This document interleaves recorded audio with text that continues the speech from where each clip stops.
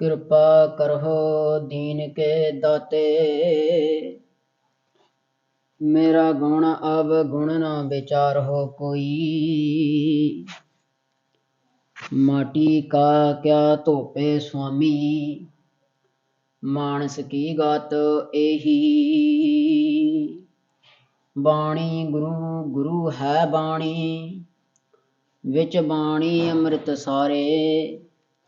गुरबाणी कहे सेवक जन मानै, प्रतख गुरु निस्तारे। सज्जन सच्चा पातशाह, सिर साहां दे साहो। जिस पास बैठिया सोहिए, सबना दावे साहो।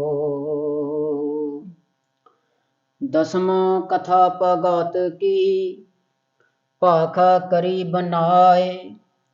अवर बासना नाही प्रभ, धर्म युद्ध के चाए।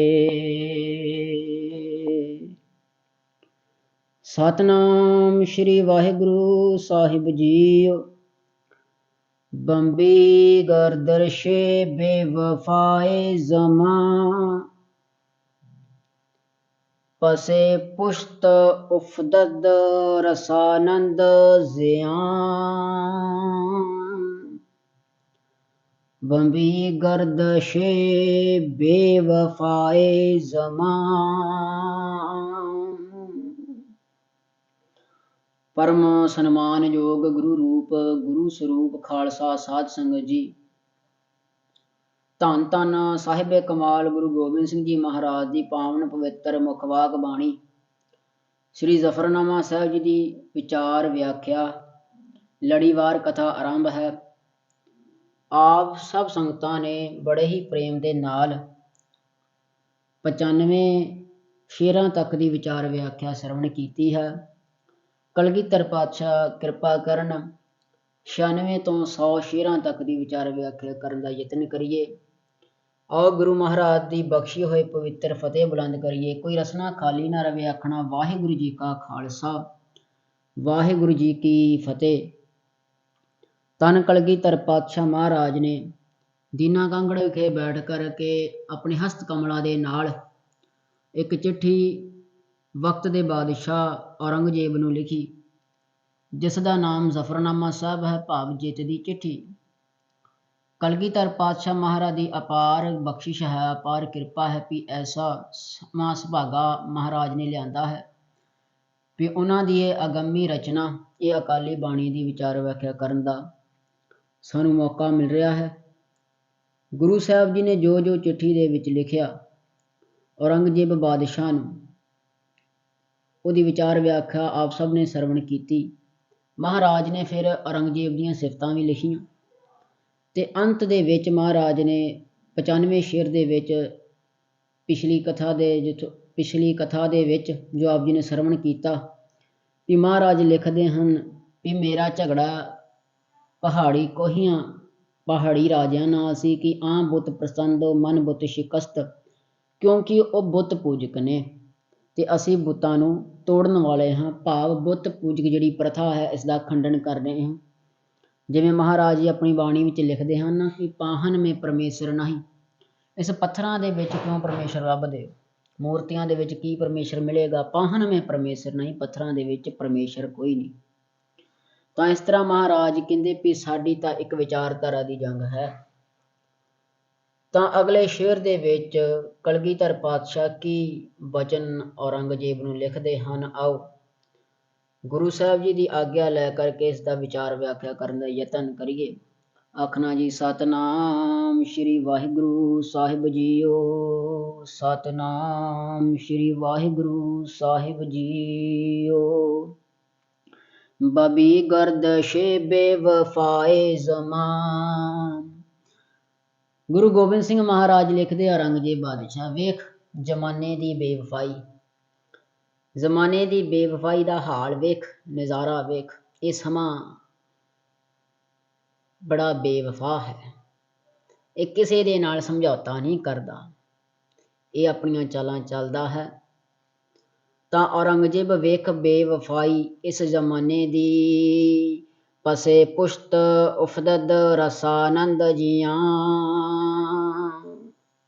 ਮਹਾਰਾਜ ਕਹਿੰਦੇ ਜਿਹਦੇ ਪਿੱਛੇ ਪੈ ਜਾਵੇ ਉਸ ਨੂੰ ਹਾਨੀ ਪਹੁੰਚਾਉਂਦਾ ਹੈ, ਨੁਕਸਾਨ ਪਹੁੰਚਾਉਂਦਾ ਹੈ। ਇਹ ਸਾਰਾ ਸਮੇਂ ਦਾ ਚੱਕਰਵਿਊਹ ਹੈ, ਸਮੇਂ ਦਾ ਖੇਲ ਹੈ।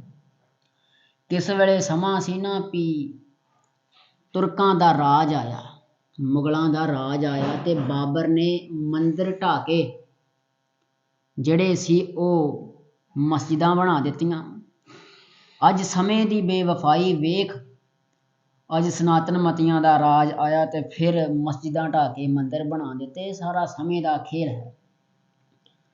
ਜਿਵੇਂ ਸ਼੍ਰੀ ਕ੍ਰਿਸ਼ਨ ਜੀ ਜਦੋਂ ਉਹ ਵਾਪਸ ਬੈਕੁੰਠ ਜਾਣ ਲੱਗੇ, ਸਰੀਰ ਤਿਆਗਣ ਲੱਗੇ, ਤਾਂ ਅਰਜੁਨ ਨੂੰ ਕਿਹਾ ਵੀ ਮੇਰੀਆਂ ਜਿਹੜੀਆਂ ਗੋਪੀਆਂ ਹਨ ਉਹਨਾਂ ਨੂੰ ਆਪਣੇ ਮਹਿਲਾਂ ਵਿੱਚ ਲੈ ਜਾ, ਉਹਨਾਂ ਦੀ ਦੇਖਭਾਲ ਕਰੀ।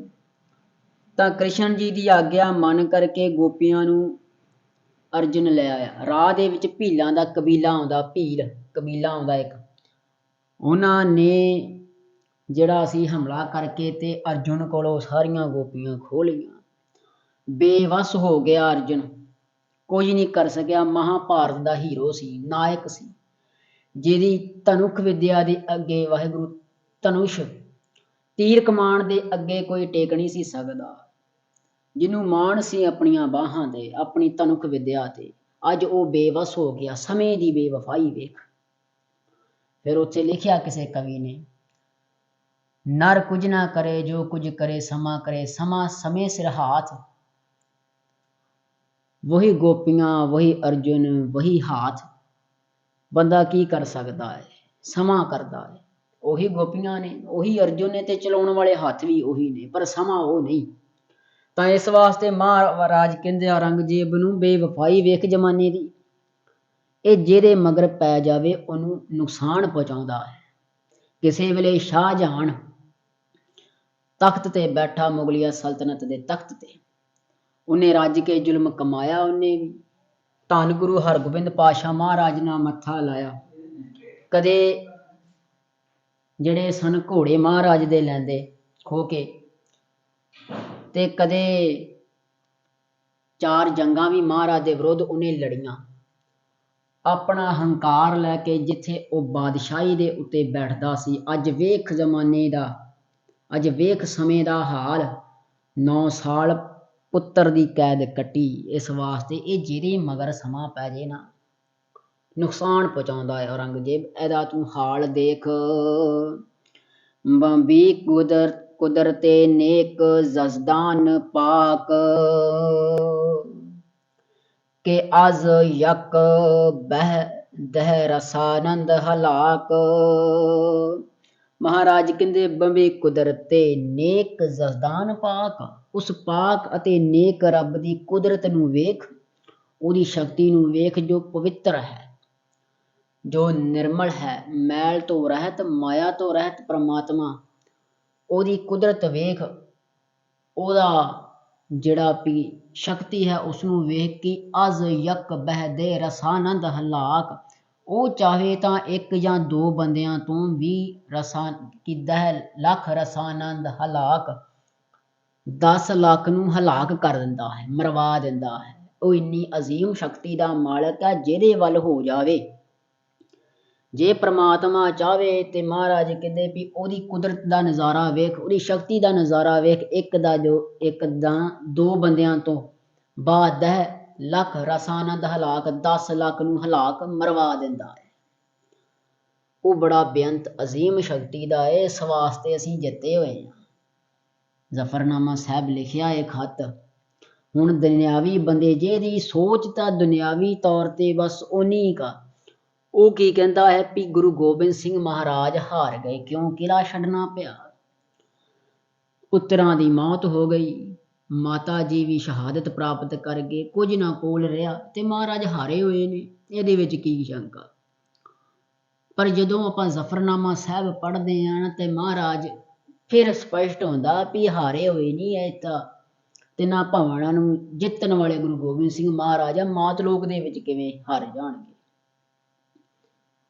ਤਾਂ ਦੁਨਿਆਵੀ ਤੌਰ ਤੇ ਬੰਦਾ ਜਿਹਦੀ ਮਤ ਓਨੀ ਕਾ, ਜਿਹਦਾ ਦਿਮਾਗ ਓਨਾ ਕਾ। ਉਹ ਕਹਿੰਦੇ ਮਹਾਰਾਜ ਤੇ ਹਾਰ ਗਏ ਆ, ਤੇ ਗੁਰੂ ਗੋਬਿੰਦ ਸਿੰਘ ਮਹਾਰਾਜ ਹਾਰੇ ਨਹੀਂ, ਹਾਰਿਆ ਔਰੰਗਜ਼ੇਬ ਆ। ਇਹ ਵੀ ਸਿੱਧ ਕਰ ਦੇਵਾਂ, ਇਹ ਵੀ ਸਪਸ਼ਟ ਕਰ ਦੇਵਾਂ, ਜਿਹੜੇ ਜਿੱਤ ਗਏ ਹੁੰਦੇ ਨੇ ਉਹ ਜਿੱਤ ਦੇ ਪੱਤਰ ਲਿਖਦੇ ਨੇ, ਤੇ ਜਿਹੜੇ ਹਾਰ ਗਏ ਹੁੰਦੇ ਨੇ ਉਹ ਸ਼ਿਕਸਤਨਾਮਾ, ਹਾਰ ਦਾ ਪੱਤਰ ਲਿਖਦੇ ਨੇ। ਔਰੰਗਜ਼ੇਬ ਜਦੋਂ ਮਰਿਆ ਤੇ ਉਹਨੇ ਸ਼ਿਕਸਤਨਾਮਾ ਲਿਖਿਆ ਵੀ ਮੈਂ ਹਾਰ ਗਿਆ ਹੈ। ਔਰੰਗਜ਼ੇਬ ਮੰਨਣ ਦਿਆ ਵੀ ਗੁਰੂ ਗੋਬਿੰਦ ਸਿੰਘ ਜਿੱਤਿਆ ਹੈ, ਮੈਂ ਹਾਰ ਗਿਆ ਹੈ। ਤੇ ਸਾਡੇ ਬੜੇ ਵਿਦਵਾਨ ਇਹ ਮਹਾਰਾਜ ਹਾਰ ਗਏ ਨੇ। ਗੁਰੂ ਗੋਬਿੰਦ ਸਿੰਘ ਮਹਾਰਾਜ ਕਹਿੰਦੇ ਜਿੱਤਣ ਲਈ 10 ਲੱਖ ਫੌਜਾਂ ਜ਼ਰੂਰੀ ਨਹੀਂ, ਜਿੱਤਣ ਲਈ ਤਾਂ ਪ੍ਰਮਾਤਮਾ ਦਾ ਨਾਮ ਜ਼ਰੂਰੀ ਹੈ, ਉਸ ਪ੍ਰਮਾਤਮਾ ਦੀ ਸ਼ਰਨ ਜ਼ਰੂਰੀ ਹੈ ਕਿ ਉਹਦੇ ਵਿੱਚ ਇੰਨੀ ਅਜ਼ਮਤ ਹੈ ਕਿ ਅਜ਼ ਯਕ ਬਹਿ ਦਹ ਲੱਖ ਰਸਾਨੰਦ ਹਲਾਕ। ਉਹ ਚਾਹਵੇਂ ਤਾਂ 1-2 ਬੰਦਿਆਂ ਤੋਂ ਹੀ 10 ਲੱਖ ਨੂੰ ਹਲਾਕ ਕਰ ਦੇਵੇ। ਪ੍ਰਮਾਤਮਾ ਜਿਹਦੇ ਵੱਲ ਹੋ ਜਾਵੇ ਉਹ ਕਦੇ ਨਹੀਂ ਹਾਰਦਾ। ਵਿੱਚ ਕਰਤਾ ਪੁਰਖ ਖਲੋਆ, ਵਾਲ ਨਾ ਵਿੰਗਾ ਹੋਵਾ, ਤਾਂ ਉਹਦਾ ਵਾਲ ਵੀ ਵਿੰਗਾ ਨਹੀਂ ਹੁੰਦਾ। ਤਾਂ ਜਿਹਦੇ ਵੱਲ ਪ੍ਰਮਾਤਮਾ ਹੋ ਜਾਵੇ ਉਹ ਜਿੱਤ ਜਾਂਦਾ। ਇਸ ਵਾਸਤੇ ਔਰੰਗਜ਼ੇਬ ਉਹਦੀ ਕੁਦਰਤ ਵੇਖ, ਉਹਦੀ ਸ਼ਕਤੀ ਵੇਖ ਵੀ 10 ਲੱਖ ਤੋਂ ਨਾ ਹਾਰੇ। ਤਾਂ ਇਹੋ ਜਿਹੇ ਬਚਨ ਕਲਗੀਧਰ ਪਾਤਸ਼ਾਹ ਔਰੰਗਜ਼ੇਬ ਨੂੰ ਲਿਖਦੇ ਹਨ ਕਿ ਦੁਸ਼ਮਨ ਕੋ ਨੰਦ ਮਿਹਰਬਾਂ ਅਸਤ ਦੋਸਤ। ਮਹਾਰਾਜ ਕਹਿੰਦੇ ਦੁਸ਼ਮਨ ਕੇ ਦੁਸ਼ਮਨ ਕੁਨੰਦ, ਦੁਸ਼ਮਣ ਕੀ ਕਰ ਸਕਦਾ ਹੈ ਕਿ ਦੁਸ਼ਮਣ ਕੁਨੰਦ, ਦੁਸ਼ਮਣ ਵੀ ਕੀ ਕਰ ਸਕਦਾ ਭਾਈ। ਮਿਹਰਬਾਂ ਅਸਤ ਦੋਸਤ, ਜਦੋਂ ਪ੍ਰਮਾਤਮਾ ਰੂਪੀ ਦੋਸਤ ਮਿਹਰਬਾਨ ਹੋਵੇ, ਜਦੋਂ ਰੱਬ ਯਾਰ ਹੋ ਜਾਵੇ ਨਾ, ਤੇ ਫਿਰ ਕਹਿੰਦੇ ਦੁਸ਼ਮਣ ਕੀ ਕਰ ਲੂ ਭਲਾ। ਕਿੰਨੀ ਵੀ ਤਾਕਤ ਦੁਸ਼ਮਣਾਂ ਕੋਲ ਹੋਵੇ, 10 ਲੱਖ ਛੱਡ 20 ਲੱਖ ਹੋਵੇ ਹਾਂ, ਤੇ ਪਰ ਮਹਾਰਾਜ ਕਹਿੰਦੇ ਕਿ ਦੁਸ਼ਮਣ ਕੁਨੰਦ, ਕੀ ਦੁਸ਼ਮਣ ਕਰ ਲੂਗਾ। ਮਿਹਰਬਾਂ ਅਸਤ ਦੋਸਤ, ਜਦੋਂ ਦੋਸਤ ਯਾਰ ਹੋਵੇ ਰੱਬ ਤੇ ਮਿਹਰਬਾਨ ਹੋ ਜਾਵੇ ਉੱਤੇ, ਤਾਂ ਫਿਰ ਦੁਸ਼ਮਣ ਵੀ ਕੁਝ ਨਹੀਂ ਕਰ ਸਕਦੇ। ਇਸ ਵਾਸਤੇ ਕਲਗੀਧਰ ਪਾਤਸ਼ਾਹ ਸਦਾ ਜੈ ਹੈ, ਸਦਾ ਜਿੱਤੇ ਹੋਏ ਨੇ। ਭਈ ਜੀਤ ਮੇਰੀ ਕਿਰਪਾ ਕਾਲ ਕੇਰੀ, ਮਹਾਰਾਜ ਕਹਿੰਦੇ ਸਾਡੀ ਤਾਂ ਜਿੱਤ ਹੋਈ ਆ। ਕਿਉਂ ਕਿਰਪਾ ਕਾਲ ਕੇਰੀ, ਪ੍ਰਮਾਤਮਾ ਦੀ ਕਿਰਪਾ ਆ, ਵਾਹਿਗੁਰੂ ਦੀ ਕਿਰਪਾ ਦੇ ਨਾਲ ਜਿੱਤ ਹੋਈ ਆ। ਤੇ ਮਹਾਰਾਜ ਕਹਿੰਦੇ ਵੀ ਇਹ ਨਾ ਸੋਚ ਵੀ ਬੜੀਆਂ ਫੌਜਾਂ ਨੇ ਮੇਰੇ ਕੋਲ, ਦੱਖਣ ਦਾ ਇਲਾਕਾ, ਬੰਗਾਲ ਦਾ, ਗੁਜਰਾਤ ਦਾ, ਆ ਮੁਲਤਾਨ, ਸਭ ਕੁਝ ਹੀ ਮੇਰੇ ਕੋਲ, ਤੇ ਮੈਂ ਫੌਜਾਂ ਲੈ ਕੇ ਜਿੱਤ ਜਾਵਾਂ, ਗੁਰੂ ਗੋਬਿੰਦ ਸਿੰਘ ਮਹਾਰਾਜ ਤੋਂ ਜਿੱਤ ਜਾਵਾਂਗਾ। ਮਹਾਰਾਜ ਕਹਿੰਦੇ ਬਚਨ ਸੁਣ ਕਿ ਦੁਸ਼ਮਣ ਕੁਨੰਦ, ਤੇਰੇ ਵਰਗਾ ਦੁਸ਼ਮਣ ਕੀ ਭਾਈ ਕਰ ਲੂਗਾ ਉੱਥੇ। ਮਿਹਰਬਾਂ ਅਸਤ ਦੋਸਤ, ਜਦੋਂ ਮਿਹਰਬਾਨ ਹੋਵੇ ਐਸਾ ਰੱਬ ਜਿਹੜਾ ਯਾਰ ਬਣ ਕੇ ਖੜਾ ਹੋਵੇ, ਤੇ ਮਹਾਰਾਜ ਕਹਿੰਦੇ ਭਾਈ ਉੱਥੇ ਦੁਸ਼ਮਣ ਵੀ ਕੁਝ ਨਹੀਂ ਕਰ ਸਕਦਾ। ਕਿ ਬਖਸ਼ਿੰਦਗੀ ਕਾਰ ਬਖਸ਼ਿੰਦ ਹੈ ਔਸਤ। ਮਹਾਰਾਜ ਕਹਿੰਦੇ ਰੱਬ ਦਾ ਕਰਮ ਕੀ ਹੈ, ਉਹਦਾ ਕਰਮ ਹੀ ਬਖਸ਼ਿਸ਼ਾਂ ਕਰਨਾ ਹੈ।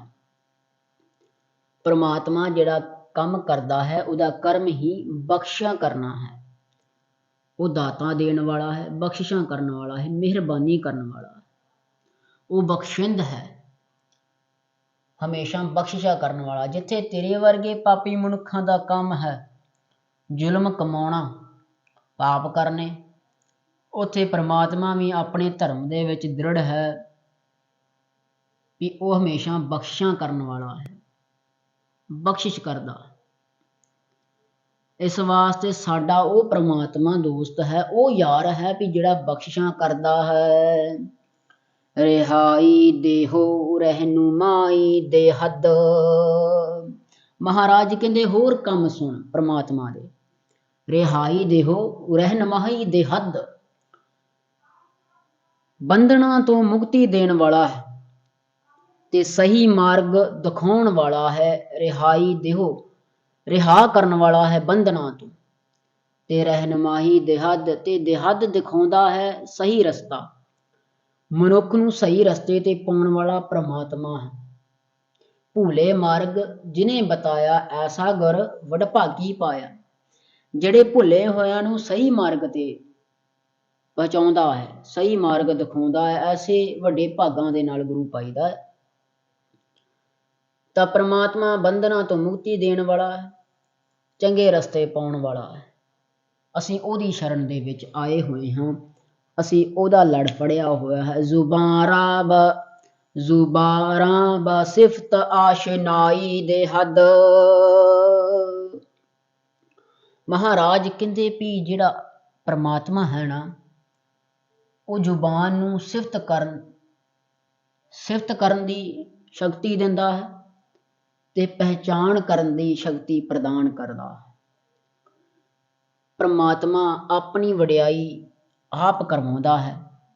ਸਾਡੇ ਵਿੱਚ ਇੰਨਾ ਬਲ ਨਹੀਂ ਵੀ ਪਰਮਾਤਮਾ ਦੇ ਗੁਣ ਗਾ ਸਕੀਏ। ਮਹਾਰਾਜ ਕਹਿੰਦੇ ਜ਼ੁਬਾਨ ਬ ਸਿਫਤ ਆਸ਼ਨਾਈ ਦੇ ਹੱਦ। ਉਹੀ ਜ਼ੁਬਾਨ ਨੂੰ ਸ਼ਕਤੀ ਦਿੰਦਾ ਹੈ ਵੀ ਉਹ ਪਰਮਾਤਮਾ ਦੇ ਗੁਣ ਗਾ ਸਕੇ। ਇਸ ਵਾਸਤੇ ਜੇਕਰ ਕੋਈ ਅਭਿਆਸੀ ਹੈ, ਬਾਣੀ ਪੜ੍ਹਦਾ ਹੈ, ਪਰਮਾਤਮਾ ਦੀ ਸਿਫਤ ਸਲਾਹ ਕਰਦਾ ਹੈ ਕਿਸੇ ਪ੍ਰਕਾਰ ਵੀ, ਤਾਂ ਇਹ ਅਕਾਲ ਪੁਰਖ ਵਾਹਿਗੁਰੂ ਦੀ ਹੀ ਉਹਦੇ ਤੇ ਖੁਸ਼ੀ ਹੈ ਵੀ ਆਪਣੀ ਸਿਫਤ ਕਰਾ ਰਿਹਾ ਹੈ। ਨਹੀਂ ਤਾਂ ਮਹਾਰਾਜ ਕਹਿੰਦੇ ਇਸ ਜ਼ੁਬਾਨ ਦੇ ਵਿੱਚ ਵੀ ਇੰਨਾ ਦਮ ਨਹੀਂ, ਇੰਨੀ ਤਾਕਤ ਨਹੀਂ ਕਿ ਉਹਦੇ ਗੁਣ ਗਾ ਸਕਣ। ਇਹ ਤਾਂ ਮਹਾਰਾਜ ਹੀ ਹੈ ਜਿਹੜਾ ਸ਼ਕਤੀ ਦੇ ਰਿਹਾ ਹੈ ਜ਼ੁਬਾਨ ਬ ਸਿਫਤ, ਜ਼ੁਬਾਨ ਨੂੰ ਵੀ ਅਕਾਲ ਪੁਰਖ ਵਾਹਿਗੁਰੂ ਦੀ ਸਿਫਤ ਸਲਾਹ ਕਰ ਸਕੇ। ਨਹੀਂ ਤਾਂ ਮਨੁੱਖ ਦੇ ਵਿੱਚ ਕਿਸੇ ਪ੍ਰਕਾਰ ਦਾ ਜ਼ੋਰ ਹੈ ਨਹੀਂ। ਜ਼ੋਰ ਨਾ ਜੀਵਨ ਮਰਨ ਹੈ ਜ਼ੋਰ, ਜ਼ੋਰ ਨਾ ਰਾਜ ਮਾਲ ਮਨਸੋਰ, ਜ਼ੋਰ ਨਾ ਸੁਰਤੀ ਗਿਆਨ ਵਿਚਾਰ, ਜ਼ੋਰ ਨਾ ਜੁਗਤੀ ਛੁਟੇ ਸੰਸਾਰ। ਇਨਸਾਨ ਦੇ ਵਿੱਚ ਜੀਵਨ ਦੇ ਮਰਨ ਦਾ ਜ਼ੋਰ ਵੀ ਨਹੀਂ, ਗਿਆਨ ਵੀ ਨਹੀਂ, ਗਿਆਨ ਲੈਣ ਦਾ ਜ਼ੋਰ ਵੀ ਨਹੀਂ। ਇਹ ਤਾਂ ਪਰਮਾਤਮਾ ਦੀ ਹੀ ਖੇਡ ਹੈ ਸਾਰੀ। ਇਸ ਵਾਸਤੇ ਮਹਾਰਾਜ ਨੇ ਇਹ ਬਚਨ ਲਿਖਿਆ ਵੀ ਔਰੰਗਜ਼ੇਬ ਬਾਦਸ਼ਾਹ ਬਹੁਤ ਵਿਦਵਾਨ ਸੀ, ਫਾਰਸੀ ਦਾ ਬਹੁਤ ਵਿਦਵਾਨ ਸੀ। ਹਦੀਸ ਤੇ ਕੁਰਾਨ ਪਾਕ ਉਹਨੂੰ ਕਹਿੰਦੇ ਜ਼ੁਬਾਨੀ ਕੰਠ ਸੀ, ਤਾਂ ਹੋਰ ਉਹਦੇ ਕੋਲ ਬੜੀ ਵਿਦਿਆ ਸੀ। ਤੇ ਮਹਾਰਾਜ ਕਹਿੰਦੇ ਇਸ ਗੱਲ ਦਾ ਵੀ ਮਾਣ ਨਾ ਕਰੀ, ਜੇਕਰ ਤੂੰ 5 ਨਮਾਜ਼ਾਂ ਵਿੱਚ ਪ੍ਰਪੱਕ ਹੈ ਤੇ 5 ਨਮਾਜ਼ਾਂ ਪੜ੍ਹਦਾ ਆ, ਤੇ ਕਹਿੰਦੇ ਧਿਆਨ ਰੱਖੀ ਜ਼ੁਬਾਨ ਬ ਸਿਫਤ, ਜਿਹੜੀ ਜ਼ੁਬਾਨ ਤੋਂ ਤੂੰ ਸਿਫਤ ਪਰਮਾਸ਼ਰ ਦੀ ਕਰਦਾ ਹੈ, ਅੱਲਾ ਦੀ ਕਰਦਾ ਹੈ, ਉਸ ਜ਼ੁਬਾਨ ਨੂੰ ਸ਼ਕਤੀ ਦੇਣ ਵਾਲਾ ਖੁਦ ਪਰਮਾਤਮਾ ਹੈ। ਇਸ ਵਾਸਤੇ ਤਾਂ ਧੰਨਵਾਦ ਕਰਨਾ ਚਾਹੀਦਾ ਹੈ, ਹੰਕਾਰ ਨਹੀਂ ਕਰਨਾ ਚਾਹੀਦਾ ਆਪਣੀ ਨਾਮ ਬਾਣੀ ਦਾ। ਜਿਵੇਂ ਦਵਾਈ ਦਾ ਕੰਮ ਹੁੰਦਾ ਨਾ ਵੀ ਰੋਗ ਠੀਕ ਕਰਨਾ, ਪਰ ਕਈ ਵਾਰ ਇੱਦਾਂ ਹੋ ਜਾਂਦਾ ਵੀ ਦਵਾਈ ਰਿਐਕਸ਼ਨ ਕਰ ਜਾਂਦੀ ਹੈ, ਵੀ ਜਦੋਂ ਸਰੀਰ ਦੇ ਸੂਟ ਨਾ ਕਰੇ ਸਰੀਰ ਨੂੰ ਤੇ ਦਵਾਈ ਰਿਐਕਸ਼ਨ ਕਰ ਜਾਂਦੀ ਹੈ। ਇਸ ਤਰ੍ਹਾਂ ਬਾਣੀ ਦਾ ਤਾਂ ਮਨੁੱਖ ਇਹੋ ਕਰਕੇ ਪੜ੍ਹਦਾ ਨਾ ਵੀ ਕਾਮ ਕ੍ਰੋਧ ਲੋਭ ਮੋਹ ਹੰਕਾਰ ਜਿਹੜਾ ਵੀ ਇਹਨਾਂ ਤੇ ਕਾਬੂ ਪਾ ਲਵੇ ਤੇ ਇਹਨਾਂ ਤੋਂ ਛੁਟਕਾਰਾ ਹੋ ਜਾਵੇ। ਤਾਂ ਪਰ ਜੇ ਬਾਣੀ ਪੜ੍ਹ ਕੇ, ਬਾਣੀ ਪੜ੍ਹਨੀ ਤਾਂ ਆ ਵੀ ਹੰਕਾਰ ਦੂਰ ਹੋਵੇ, ਪਰ ਜੇ ਬਾਣੀ ਪੜ੍ਹ ਕੇ ਹੰਕਾਰ ਦੂਰ ਹੋ ਜਾਵੇ ਤੇ ਫਿਰ ਵਾਹਿਗੁਰੂ, ਬਾਣੀ ਪੜ੍ਹ ਕੇ ਹੰਕਾਰ ਆ ਜਾਵੇ ਤੇ ਫਿਰ ਤਾਂ ਇਸ ਤਰ੍ਹਾਂ ਮਾਣ ਨਹੀਂ ਕਰਨਾ ਚਾਹੀਦਾ, ਸਗੋਂ ਪਰਮੇਸ਼ਰ ਦਾ ਧੰਨਵਾਦ ਕਰਨਾ ਚਾਹੀਦਾ। ਇਹ ਬਚਨ ਔਰੰਗਜ਼ੇਬ ਨੂੰ ਤਾਂ ਲਿਖੇ ਕਿਉਂਕਿ ਉਹ ਵੀ ਬਹੁਤ ਵੱਡਾ ਵਿਦਵਾਨ ਸੀ ਤੇ ਹੰਕਾਰ ਦੇ ਵਿੱਚ ਤਾਂ ਪਤਾ ਹੀ ਆ, ਗੁਰੂਰ ਦੇ ਵਿੱਚ ਡੁੱਬਿਆ ਹੋਇਆ ਸੀ। ਮਹਾਰਾਜ ਕਹਿੰਦੇ ਕਾਹਦਾ ਹੰਕਾਰ ਕਰਦਾ ਆਪਣੀ ਵਿਦਵਤਾ ਦਾ, ਜਿਹੜਾ ਤੂੰ ਵਿਦਵਾਨ ਹੈ ਫਾਰਸੀ ਦਾ ਕੁਰਾਨ ਦਾ, ਉਹਦਾ ਹੰਕਾਰ ਕਰਦਾ। ਫਿਰ ਸੁਣ ਜ਼ੁਬਾਨ ਬ ਸਿਫਤ ਆਸ਼ਨਾਈ ਦੇ ਹੱਦ, ਪਰਮੇਸ਼ਰ ਹੀ ਚਾਹਵੇ ਤਾਂ ਜ਼ੁਬਾਨ ਨੂੰ ਇੰਨੀ ਸ਼ਕਤੀ ਦਿੰਦਾ ਵੀ ਪਰਮੇਸ਼ਰ ਦੇ ਗੁਣ ਗਾ ਸਕੀ। ਨਹੀਂ ਤਾਂ ਔਰੰਗਜ਼ੇਬ ਬਾਦਸ਼ਾਹ ਤੂੰ ਹੀ ਮਿੱਟੀ ਆ, ਤੇਰੇ ਵਿੱਚ ਵੀ ਕੁਝ ਨਹੀਂ। ਇਹ ਬਚਨ ਮਹਾਰਾਜ ਨੇ ਔਰੰਗਜ਼ੇਬ ਨੂੰ ਲਿਖੇ ਵੀ ਸਾਨੂੰ ਉਹਦਾ ਧੰਨਵਾਦ ਕਰਨਾ ਚਾਹੀਦਾ ਜਿਹਦੇ ਅਸੀਂ ਗੁਣ ਗਾਉਂਦੇ ਹਾਂ। ਹੰਕਾਰ ਵਾਲੀ ਕੋਈ ਗੱਲ ਨਹੀਂ, ਮਹਾਰਾਜ ਹੀ ਚਾਹੀਏ ਤਾਂ ਇਸ ਜ਼ੁਬਾਨ ਤੋਂ ਪਰਮੇਸ਼ਰ ਦਾ ਨਾਮ ਜਪਿਆ ਜਾ ਸਕਦਾ ਹੈ। ਨਹੀਂ ਤਾਂ ਇਸ ਸੰਸਾਰ ਦੇ ਵਿੱਚ ਗੂੰਗੇ ਵੀ ਪੈਦਾ ਹੁੰਦੇ ਹਨ। ਖਸਮ ਰਾਚ ਕੋਰੂ ਕੁਨੰਦ ਵਕਤ ਕਾਰ, ਮਹਾਰਾਜ ਕਹਿੰਦੇ ਪਰਮੇਸ਼ਰ ਜਿਹੜਾ ਹੈ ਨਾ, ਖਸਮ ਰਾਚ ਕੋਰੂ ਕੁਨੰਦ ਵਕਤ ਕਾਰ, ਵੈਰੀ ਨੂੰ ਮਾੜਾ ਕੰਮ ਕਰਨ ਵੇਲੇ ਅੰਨਾ ਕਰ ਦਿੰਦਾ, ਰੋਕ ਦਿੰਦਾ ਹੈ। ਪਰਮੇਸ਼ਰ ਦੀ ਜਿਹੜੀ ਸਿਫਤ ਸਲਾਹ ਇਸ ਪ੍ਰਕਾਰ ਹੈ ਵੀ ਵੈਰੀ ਕੋਈ ਮਾੜਾ ਕੰਮ ਕਰਨਾ ਚਾਹਵੇ ਨਾ ਤਾਂ ਪਰਮੇਸ਼ਰ ਵੈਰੀ ਨੂੰ ਅੰਨਾ ਕਰ ਦਿੰਦਾ ਹੈ। ਭਾਈ ਜਿਵੇਂ ਔਰੰਗਜ਼ੇਬ ਤੈਨੂੰ ਅੰਨਾ ਕਰ ਦਿੱਤਾ ਮਾਇਆ ਦੇ ਲਾਲਚ ਵਿੱਚ, ਬਾਦਸ਼ਾਹੀ ਦੇ ਹੰਕਾਰ ਦੇ ਵਿੱਚ, ਫਿਰ ਤੇਰੇ ਤੋਂ ਮਾੜੇ ਕੰਮ ਹੋਏ, ਮੱਤ ਮਾਰ ਦਿੰਦਾ। ਕਹਿੰਦੇ ਨਾ ਰੱਬ ਜਦੋਂ ਮਾਰਦਾ ਤੇ ਮੱਤ ਮਾਰਦਾ। ਵਿਨਾਸ਼ ਕਾਲੇ ਵਿਪਰੀਤ ਬੁੱਧੀ, ਜਦੋਂ ਬੰਦੇ ਦਾ ਅੰਤ ਸਮਾਂ ਆਉਣਾ ਹੁੰਦਾ, ਵਿਪਰੀਤ ਬੁੱਧੀ ਮੱਤ ਪੁੱਠੀ ਹੋ ਜਾਂਦੀ ਹੈ। ਔਰੰਗਜ਼ੇਬ ਤੇਰੀ ਮੱਤ ਤੇ ਪੜਦਾ ਪੈ ਗਿਆ, ਤੂੰ ਗੁਰੂ ਘਰ ਦੇ ਨਾਲ ਮੱਥਾ ਲਾ ਲਿਆ। ਤੂੰ ਆਪਣੇ ਕਰਮ ਆਪ ਬਣਾਏ।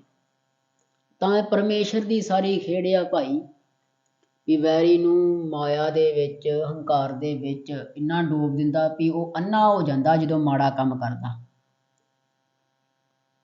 ਗੁਰੂ ਗੋਬਿੰਦ ਸਿੰਘ ਮਹਾਰਾਜ ਇਸ ਪ੍ਰਕਾਰ ਔਰੰਗਜ਼ੇਬ ਬਾਦਸ਼ਾਹ ਨੂੰ ਲਿਖਦੇ ਹਨ। ਅਗਾਂਹ ਮਹਾਰਾਜ ਕਿਰਪਾ ਕਰਦੇ ਹਨ। ਯਤੀਮਾਂ ਬੇਰੂ ਮੈਂ ਬੁਰਦ ਬੇਅਜ਼ਾਰ। ਮਹਾਰਾਜ ਕਹਿੰਦੇ ਅਸੀਂ ਉਸ ਪਰਮੇਸ਼ਰ ਦੇ ਦਰ ਦੇ ਸੇਵਕ ਹਾਂ, ਜਾਂ ਉਸ ਦੀ ਸ਼ਰਨ ਵਿੱਚ ਹਾਂ। ਉਸ ਪਰਮੇਸ਼ਰ ਨੂੰ ਯਾਦ ਕਰਦੇ ਹਨ ਜਿਹਦਾ ਕੰਮ ਹੈ ਯਤੀਮਾਂ ਬੇਰੂ ਮੈਂ ਬੁਰਦ ਬੇਅਜ਼ਾਰ। ਉਹ ਯਤੀਮ ਭਾਵ ਅਨਾਥ, ਅਨਾਥਾਂ ਨੂੰ ਬਿਨਾਂ ਕਿਸੇ ਕਸ਼ਟ ਦੇ ਬਾਹਰ ਕੱਢ ਲੈਂਦਾ ਹੈ ਸੰਸਾਰ ਤੋਂ, ਇਹ ਸੰਸਾਰ ਦੇ ਝਗੜਿਆਂ ਤੋਂ, ਇਸ ਵੈਰੀਆਂ ਦੇ ਦੁਸ਼ਮਣਾਂ ਦੇ ਘੇਰੇ ਤੋਂ ਅਨਾਥ ਯਤੀਮ ਬੱਚਿਆਂ ਨੂੰ ਬਿਨਾਂ ਕਿਸੇ ਕਸ਼ਟ ਤੋਂ ਬਾਹਰ ਕੱਢ ਲੈਂਦਾ ਹੈ। ਜਿਹਦਾ ਕੋਈ ਵੀ ਨਹੀਂ, ਉਹਦਾ ਪਰਮੇਸ਼ਰ ਹੈ। ਤੇ ਅਸੀਂ ਉਸ ਪਰਮੇਸ਼ਰ ਦੇ ਲੜ ਲੱਗੇ ਹਾਂ, ਉਸ ਪਰਮੇਸ਼ਰ ਦੀ ਸ਼ਰਨ ਆਏ ਹਾਂ। ਵੈਸੇ ਤਾਂ ਕਲਗੀਧਰ ਪਾਤਸ਼ਾਹ ਮਹਾਰਾਜ ਖੁਦ ਹੀ ਪਰਮੇਸ਼ਰ ਆ, ਇਹਦੇ ਵਿੱਚ ਕੋਈ ਦੋ ਰਾਏ ਨਹੀਂ। ਮੈਂ ਆਪਣਾ ਸੁਤ ਤੋਹੇ ਨਵਾਜਾ, ਪੰਥ ਪ੍ਰਚਰ ਕਰਬੇ ਕੋ ਸਾਜਾ। ਆਪਣਾ ਪੁੱਤਰ ਬਣਾ ਲਿਆ ਅਕਾਲ ਪੁਰਖ ਵਾਹਿਗੁਰੂ ਨੇ ਦੁਸ਼ਟ ਜਮਨ ਜੀ ਨੂੰ, ਗੁਰੂ ਗੋਬਿੰਦ ਸਿੰਘ ਜੀ ਨੂੰ। ਤੇ ਮਹਾਰਾਜ ਤੇ ਵੀ ਲਿਖਦੇ ਆ ਨਾ ਵੀ ਦਵੈ ਤੇ ਏਕ ਰੂਪ ਹੋ ਗਏ, ਦੋ ਤੋਂ ਇੱਕ ਰੂਪ ਹੋ ਗਏ। ਅਕਾਲ ਪੁਰਖ ਵਾਹਿਗੁਰੂ ਤੇ ਗੁਰੂ ਗੋਬਿੰਦ ਸਿੰਘ ਵਿੱਚ ਕੋਈ ਭੇਦ ਨਹੀਂ, ਦੋਵੇਂ ਇੱਕ ਹੀ ਨੇ। ਤੇ ਮਹਾਰਾਜ ਗੁਰੂ ਗੋਬਿੰਦ ਸਿੰਘ ਮਹਾਰਾਜ ਜੀ ਕਹਿੰਦੇ ਪਰਮੇਸ਼ਰ ਦਾ ਇਹ ਸੁਭਾਅ ਆ ਵੀ ਯਤੀਮਾਂ ਅਨਾਥ ਬੱਚਿਆਂ ਨੂੰ, ਅਨਾਥਾਂ ਨੂੰ, ਜਿਹਦਾ ਕੋਈ ਵੀ ਨਹੀਂ, ਪਰ ਜਿਹਨੇ ਪਰਮੇਸ਼ਰ ਨੂੰ ਆਪਣਾ ਸਭ ਕੁਝ ਮੰਨਿਆ, ਉਹਦਾ ਨਾਮ ਜਪਦਾ ਹੈ ਵੀ ਬਿਨਾਂ ਕਿਸੇ ਕਸ਼ਟ ਤੋਂ ਵੈਰੀਆਂ ਦੇ ਘੇਰੇ ਤੋਂ ਬਾਹਰ ਕੱਢ ਦਿੰਦਾ ਹੈ, ਹੱਥ ਦੇ ਕੇ ਰੱਖਿਆ ਕਰਦਾ। ਤੇ ਐਸੇ ਪਰਮੇਸ਼ਰ ਦੇ ਅਸੀਂ ਸੇਵਕ ਹਾਂ। ਇਸ ਵਾਸਤੇ ਔਰੰਗਜ਼ੇਬ ਹੋਵੇਂਗਾ ਪੂਰੇ ਹਿੰਦੁਸਤਾਨ ਦਾ ਬਾਦਸ਼ਾਹ, ਪਰ ਸਾਡੇ ਸਾਹਮਣੇ ਤੂੰ ਅੜ ਨਹੀਂ ਸਕਦਾ। ਕਾਰਨ ਕੀ ਹੈ? ਮਹਾਰਾਜ ਨੇ ਜ਼ਫਰਨਾਮੇ ਸਾਹਿਬ ਦੇ ਵਿੱਚ ਲਿਖੇ। ਗੁਰੂ ਸਾਹਿਬ ਜੀ ਦੀ ਅਪਾਰ ਕਿਰਪਾ ਹੈ। ਇਸ ਪਾਵਨ ਪਵਿੱਤਰ ਬਾਣੀ ਦੀ ਵਿਚਾਰ ਵਿਆਖਿਆ 95 ਤੋਂ 100 ਸ਼ੇਰਾਂ ਤੱਕ ਦੀ ਕਰਨ ਦਾ ਯਤਨ ਕੀਤਾ ਹੈ। ਕਲਗੀਧਰ ਪਾਤਸ਼ਾਹ ਮਹਾਰਾਜ ਸਭਨਾਂ ਤੇ ਮਿਹਰ ਭਰਿਆ ਹੱਥ ਰੱਖੇ, ਨਾਮ ਬਾਣੀ ਦੀ ਦਾਤ ਬਖਸ਼ੇ। ਇਸ ਪਾਵਨ ਪਵਿੱਤਰ ਜ਼ਫਰਨਾਮੇ ਸਾਹਿਬ ਜੀ ਦੀ ਵਿਚਾਰ ਵਿਆਖਿਆ ਕਰਦਿਆਂ ਬੇਅੰਤ ਪ੍ਰਕਾਰ ਦੀਆਂ ਭੁੱਲਾਂ ਗਲਤੀਆਂ ਹੋਈਆਂ ਹਨ। ਅਣਜਾਣ ਸੇਵਕ ਸਮਝ ਕੇ ਮੁਆਫ ਕਰ ਦੇਣਾ ਸਮੁੱਚੀ ਸੰਗਤ ਨੇ।